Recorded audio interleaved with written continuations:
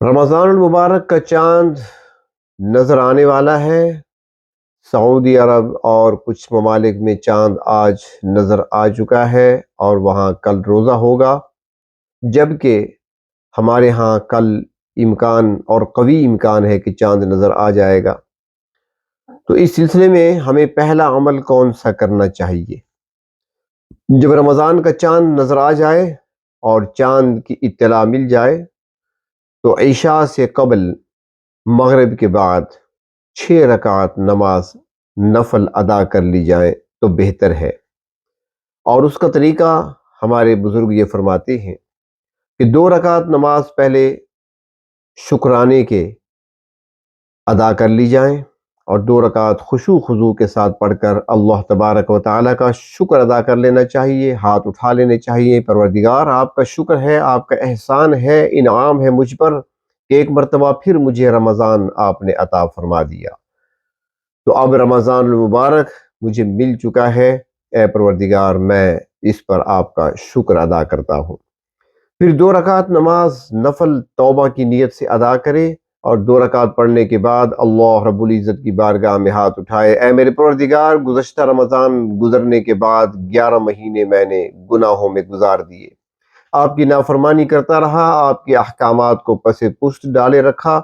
جناب نبی کریم صلی اللہ علیہ وسلم کی سنتوں کا مذاق اڑاتا رہا، گناہ کرتا رہا، غلطیوں پر غلطیاں کرتا رہا۔ اللہ، اب نادم ہوں، شرمندہ ہوں، میں اپنے باطن کو پاک اور صاف کرنا چاہتا ہوں۔ یا اللہ، میری توبہ قبول فرما لے اور میرے سابقہ گناہوں کو معاف فرما دے۔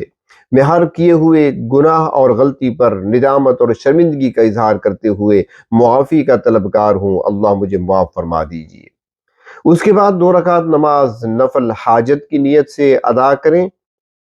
اور اس کے بعد دعا کے لیے ہاتھ اٹھائیں، اللہ، رمضان کا مہینہ آپ نے عطا کر دیا ہے، مجھے سلامتی اور عافیت کے ساتھ آپ نے رمضان تک پہنچا دیا، تو یا اللہ اب میں رمضان کو کھونا نہیں چاہتا، رمضان کی برکات اور رحمتوں سے محروم نہیں ہونا چاہتا۔ یا اللہ، میں آپ کا قرب چاہتا ہوں، یا اللہ میں آپ کے نیکوکار بندوں میں شامل ہونا چاہتا ہوں، یا اللہ میں نیک بننا چاہتا ہوں اور نیکی کرنا چاہتا ہوں۔ یا اللہ، اس رمضان کی پوری برکتیں، رحمتیں مجھے نصیب فرما دیجئے، پورے رمضان کے روزے رکھنے کی توفیق عطا فرما دیجئے اور راتوں کا قیام بھی مجھے نصیب فرما دیجئے، کثرت تلاوت کلام پاک بھی نصیب فرما دیجئے، میری زبان کو، میری نگاہوں کو،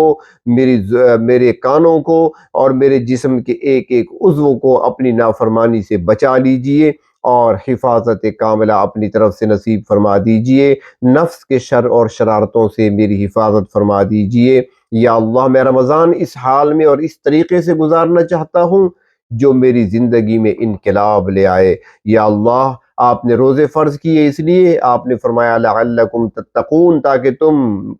تقوی والے بن جاؤ۔ اللہ، میں تقوی حاصل کرنا چاہتا ہوں، مجھے تقوی کی دولت سے مالا مال کر دیجئے، اس رمضان کو میرے لیے متقی بننے کا ذریعہ بنا دیجئے، اپنے قرب عطا کرنے کا ذریعہ بنا دیجئے اور اپنے نیک بندوں میں، صالحین بندوں میں مجھے شامل فرما لیجئے۔ یہ دعا کر لیں